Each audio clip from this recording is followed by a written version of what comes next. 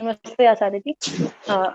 Sir, I was listening your podcast, and in that you said that Upanishad said neti neti to personify the God, in the God in the personified way, because it is sometimes it's like disrespecting the God, that ultimate Brahm.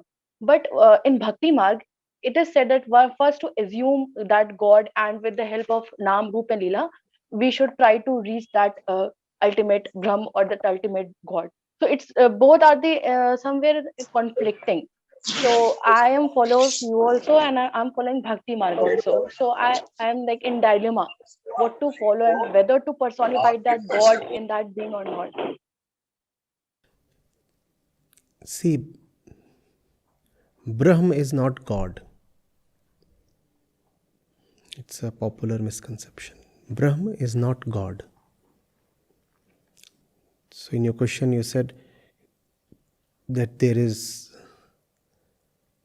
a way to reach Brahm or God using this. First of all, Brahm is not God. The objective of all spirituality is truth realization, not God attainment. These are two very different goals.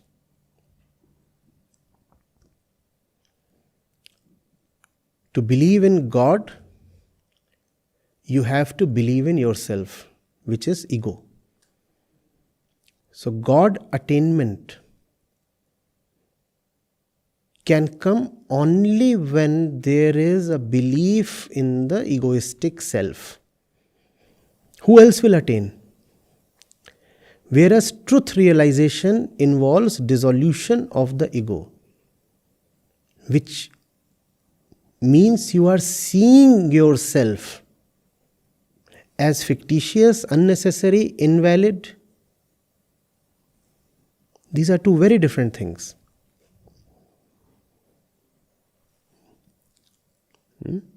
Now proceed from here.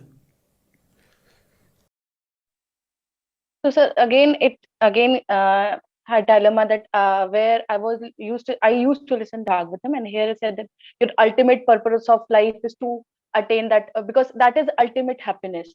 That is ultimate happiness, to attain, to know yourself, that you are attaining the How do you God. know? How do you know? How do you know? By reading the Vedantas, by doing meditation, by devoting Wait, ourselves to God. Bhagavatam is not Vedant. Exactly. No. So what have you read? What do you know? So actually, in that I read that the only purpose of life is not like to eating and like to say like up how come or mar jao. It's not like the whole purpose of life, your life. There is a bigger other purposes there, that there is some bigger happiness is there to help others, and ultimately like, there is something that God to achieve, that like Krishna, you can achieve Krishna by taking his name, by meditating his by Leela. So there we have to assume Why should you achieve Krishna? Very objectively, I'm just inquiring. uh, that maybe that it is the ultimate source of happiness. Okay, so Krishna is ultimate, so you must achieve him, right? Okay, right. And all this has been told to you by Krishna? No, like whom I used. No, wait. If Krishna is ultimate, should I listen to Krishna or someone else? But there is no way to listen Krishna directly, right? There is the Bhagavad Gita. There is the Bhagavad Gita. Instead of that, you are reading the Puran, which is not from Krishna. If Krishna is indeed ultimate, should I listen to Krishna or should I listen to anybody else, even if it's a high sage? But in Kali Yuga, it is said that Srimad Bhagavatam, Who said that? Again, who said that? Krishna said that or somebody else? somebody else, of course, somebody. So why should you not listen to Krishna directly? So in Srimad Bhagavad Gita also there's a concept of Bhakti Marg also, that they talked about Bhakti Marg, where you had to personify that God. You don't have to personify. Bhakti is not at all about personification. Who has put these concepts to you?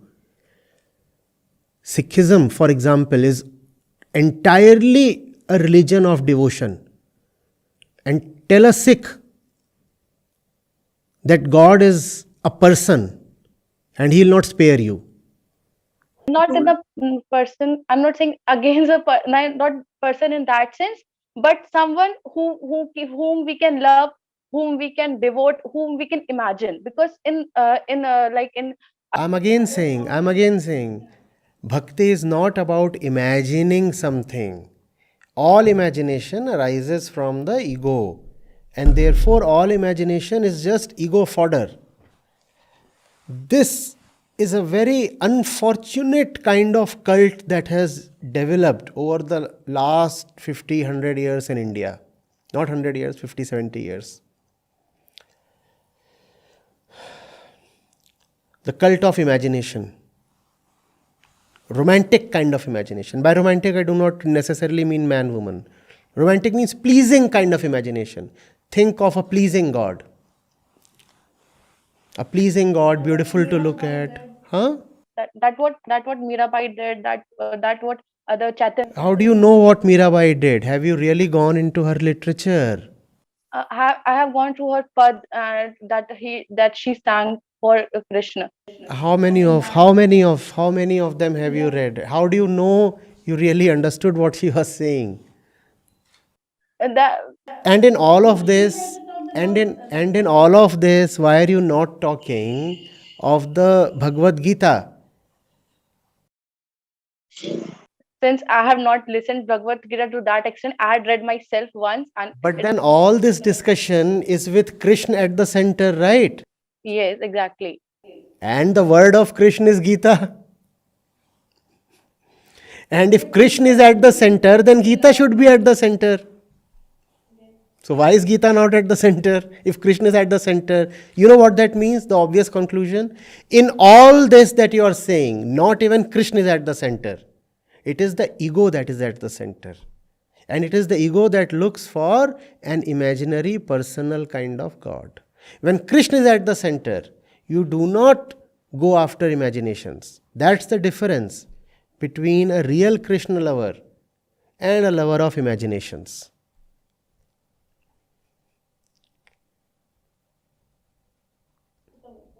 What is the correct way? I want. Why should I tell you? Let Krishna tell you. So go to the Gita.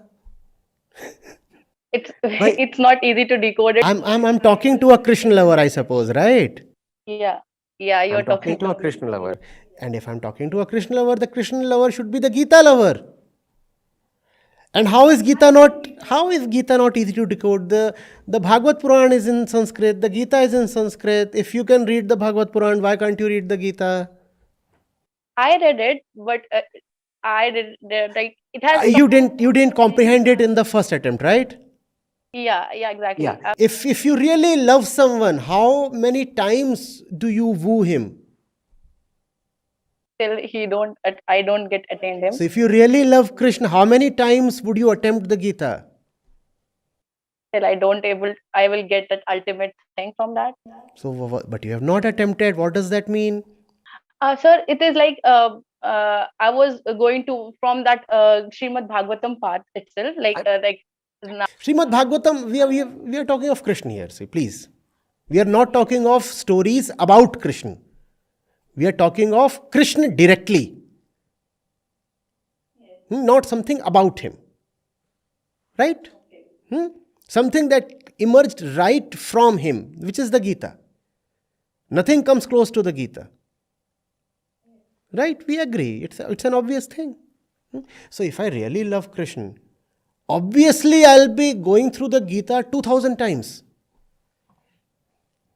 And in the light of Gita, I'll then read Bhagavad Puran, Harivansh Puran, many other Purans, and then I'll be able to understand the stories in the Puranic way. Without understanding the Gita, how will you understand the Puran? In there, they also restricted before reading Srimad Bhagavatam. Try to learn Srimad Bhagavad Gita first. No, not try. Try is a very safe kind of excuse. I tried and I failed. No. You have to have Gita before you even touch any of the Puranic stories. Otherwise, the stories will not make sense to you. You will just misinterpret all the stories. Is not good to personify Krishna through his stories, through his Balilas. Is it not good? It is not right. Kid, person is a technical term. Huh? The wrong term. No, it's not. Anything that you say is a technical term. You have to understand what person means. Vyakti, person, is a term. And the exact meaning of that term can be known only via Gita, which is Vedanta. So if I do not know what the person means, how will I know the implications of personification? Means my definition of person is wrong, and which I get. Exactly. Our definition of person comes from the layman, from the social grapevine. So we say, oh, he is moving, he is a person. There are two persons standing there. That's the way we define a person, right? Now, that's not the way Gita defines a person.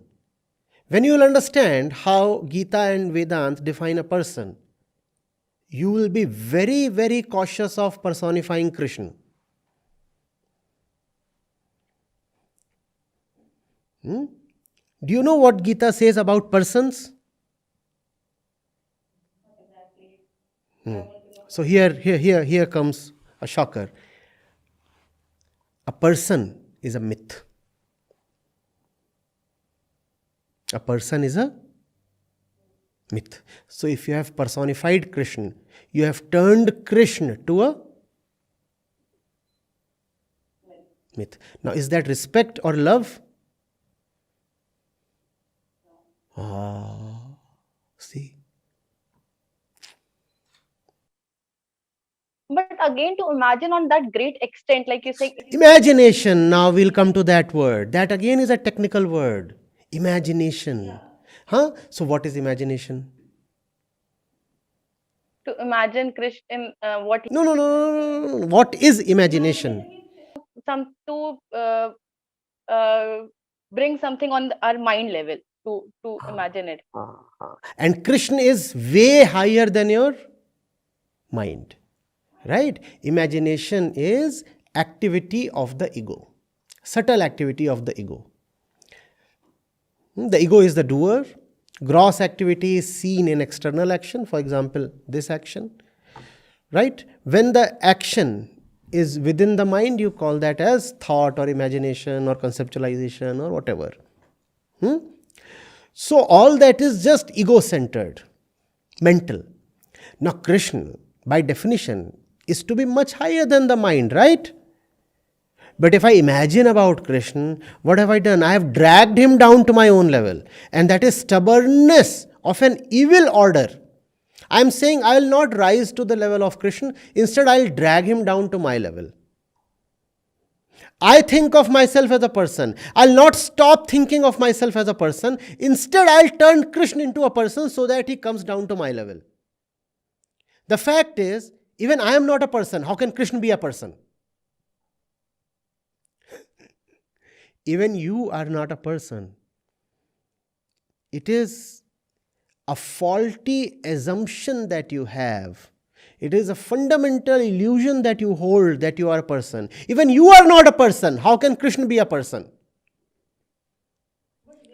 But it's a point to start, like in maths also we assume it, like let it. And your assumption is always subject to verification, right? And you never assume an answer. But you here have assumed something that is very fundamental. As a solution to a mathematics problem, do you ever write, let's assume the answer is 20? Right? But so the assumption has to be a very superficial thing and always available to verification. But as soon as you say, let's assume Krishna is a person, that's no more an assumption. That becomes a fundamental thing you are starting from.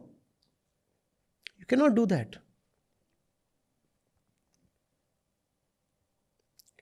Please see how the mind works. The ego wants security and continuity. The ego says, I want to remain as I am. And I want to continue being as I am. So what will I do? I'll not change. But I have been told that something called Krishna is great to have. So what will I do? I'll think of Krishna as somebody like me, a person. Whereas the entire purpose of the Gita is to tell you that you are not a person. If you are not a person, how can Krishna be a person? Now see, look at the whole tragedy in this.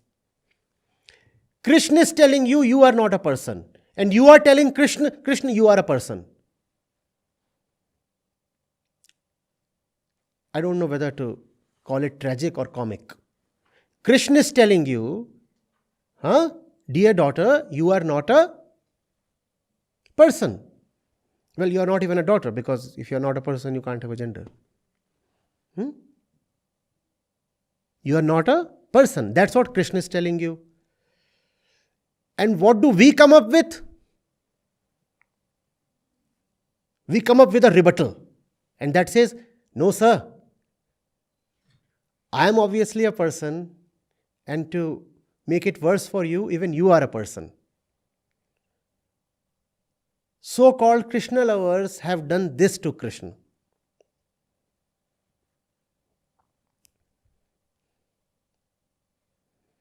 And this entire orgy of imagination and picturization and narrative building and storytelling and this and that, and Krishna is the one about whom not even a word can be said. Instead, we take perverse pleasure in narrating endless stories about Krishna.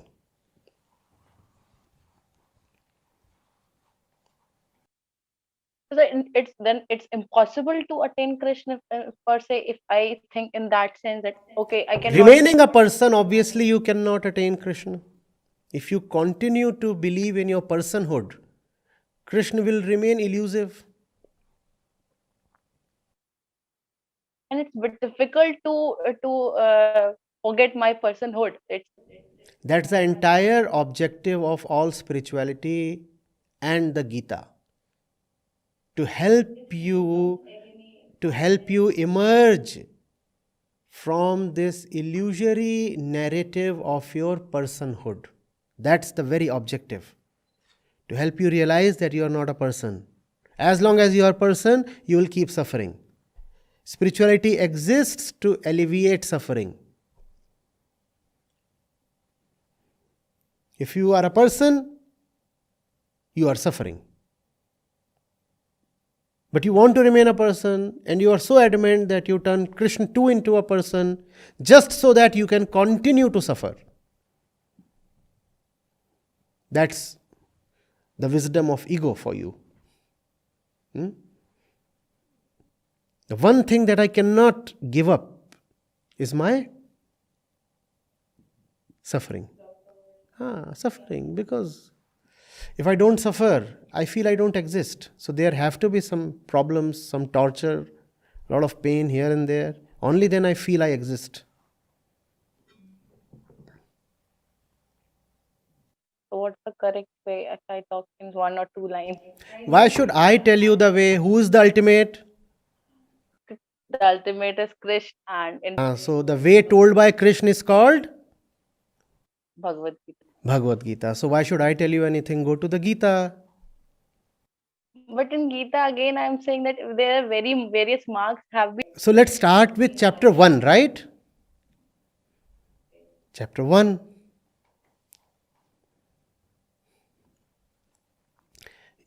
Don't have. Should not take that name or naam roop like I am taking. Why should I tell you? Let Krishna tell that to you. Chapter 1. Arjun speaks so much. In chapter 2, Krishna will tell you where all the names come from. And then you will be in a position to decide whether all this Naam, Leela, Roop, Akar, they are any good. You don't even have to go too far. Chapter 2 itself will settle the debate.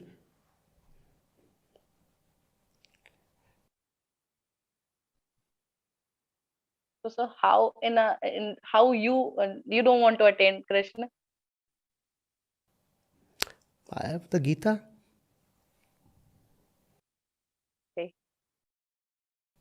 Hmm? Is it sufficient? If Krishna is ultimate, Gita is sufficient.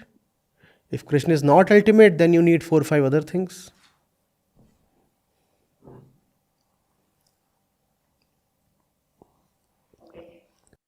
Let me read Gita first, that I'll come to you again. You may not need to. Hmm? Okay. Okay. Thank you so much.